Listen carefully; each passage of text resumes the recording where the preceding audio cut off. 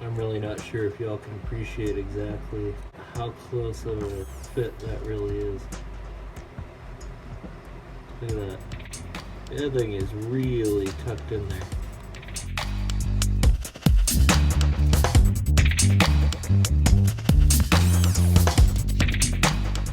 Before I get too far into this, I want to show you all what I'm doing. So this is the FMU, the stock fuel line. This is a 9/16 by 18. It's a 9/16 by 18 bolt that is threaded into the back of a fuel line extension. Fuel line extension screws into the throttle body outlet just fine. It also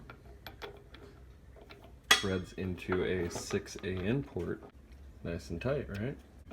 Our 9/16 by 18. All these ports are the same. It's a 6AN, all 3 ports. 9/16 by 18 goes in just fine. 6AN literally translates to 9/16 by 18. So I'm trying to figure out why it is that this one will not accept it. It goes right there, and that's it. Won't go any further. Same problem on the back side of this one here. So I got mad, stuck it in a vise. Had this random bolt laying around, and you know, I have a ridiculous amount of extra bolts. So have this bolt laying around. This is a grade 5.5. It's pretty soft.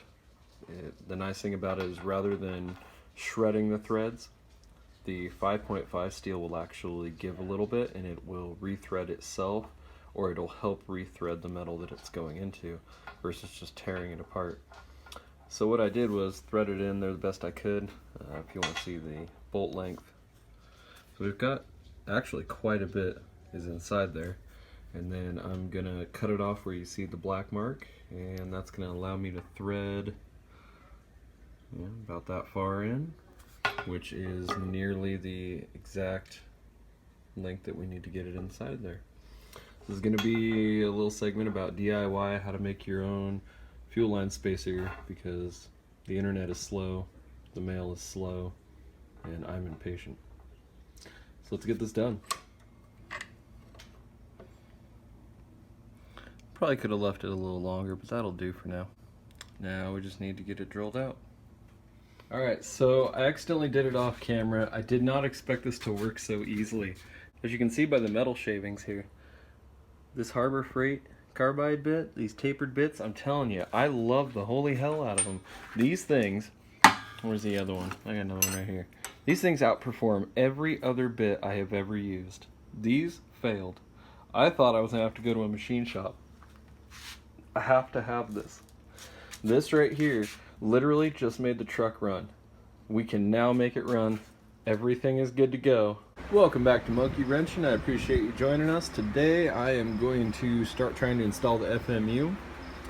Some of the problems that I've already faced was I had to ground this down right here.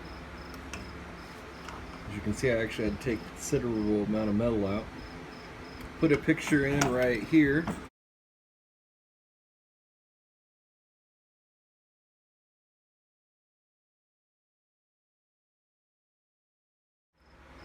So that's what it looked like before I started cutting it.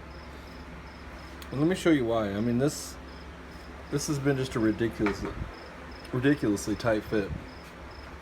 Right here's the custom fitting I made. As you can see, took the fuel line extension, drove the bolt inside of it, tapered it down. The only thing that would cut it, that guy right there. I was going to tap this bolt for the fuel pressure gauge, and then I realized that was a terrible idea, and let me show you why. The reason I did this is because I had no way to get the FMU to fit in this area. This is 6AN line, and being that the hard line came in right here, and it is the same thread pitch as this one here, and we know that because I've already showed you that the fuel line extension threaded into here just fine. It's the same thread pitch that this is, same thread pitch here. For some reason, the 9/16 by 18 is different than the thread pitch going in here. You can see I already put some of the thread sealer in there. and I'm just kind of letting it cure at the moment. We've got that blocked off on the back side. That's where our fuel outlet is going to go. We need to screw this into here. So as you can see, it's a very, very tight fit. Okay, it's fully clocked. I can tighten it just a tiny bit more. But now check this out. Watch how tight of a fit this is. Okay, that's the idle control valve. Look at that.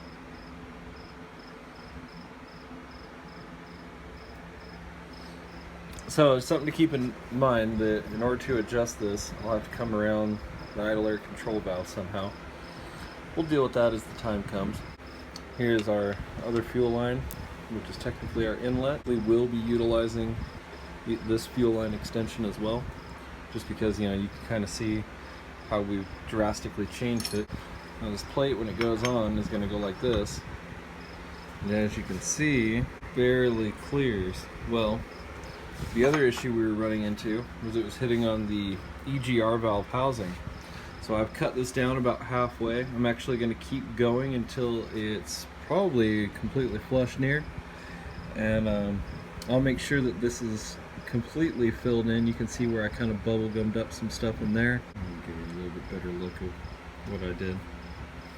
And that's where I just was starting to fill it in there.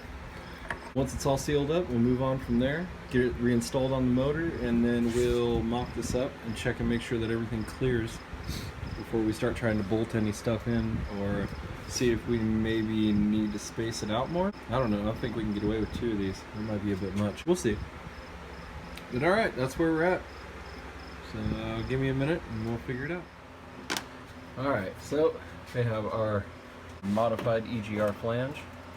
Cut it all off, welded it up, and now we're going to place it back here. How tight is it?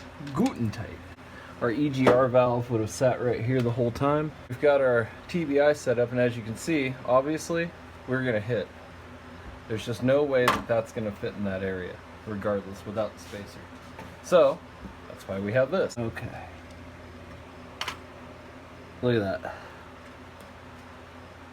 I mean, everything, even up to the idle air control valve, is sitting right next to that harness right here for the map sensor. I may space these up. Seems to be only those 2, so if I used equal space, I got one of these. Maybe I'll see if I can find another one and space that up a bit. We don't have the issue where it's hitting right there. I don't think it's going to be a problem for the connection. These wires go up. We should be okay. This is not permanent. We're just going to mock it up. Make sure that it works. Make sure we have room for the FMU to do what it needs to do. Okay, we're threaded there. We're threaded there. That's good. All right. Man, that is one tight fit. As usual, that's what she said, right? That's what she said. As usual. Alright. Let me get you in here for a close-up. Look at that.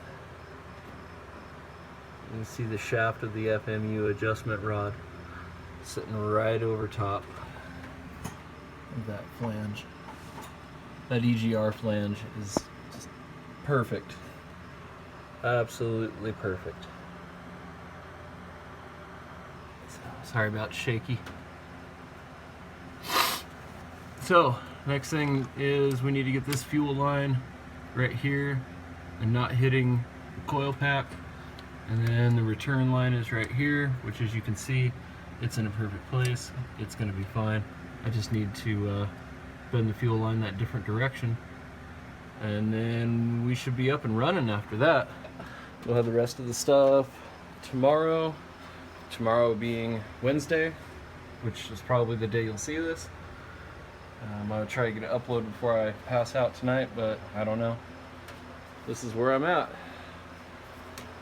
I tell you that whole thing was just a giant pain, but it was also really neat because that's probably the most unique challenge that I've ever had. We should definitely see an increase of power. Just the fuel mods alone is known as a dyno proven 40 horsepower upgrade. That's just what I've read, what I've heard. I don't have any dyno proof myself, but hey, maybe we will. So, I don't know. Right now, this is where we're at.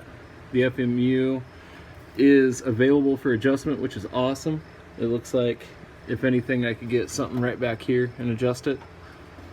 All the other, everything looks like it's gonna, everything as far as throttle linkage and stuff is actually in the same spot. Nothing seems to have changed. Pretty stoked about that. So yeah, thanks for watching. This is where we are. FMU is installed, throttle body completely modified, and all we gotta do is just hook up that fuel line and then we're ready to rock and roll. Woo! Thanks for tuning in. I appreciate y'all. Peace. I mean, really, look at that.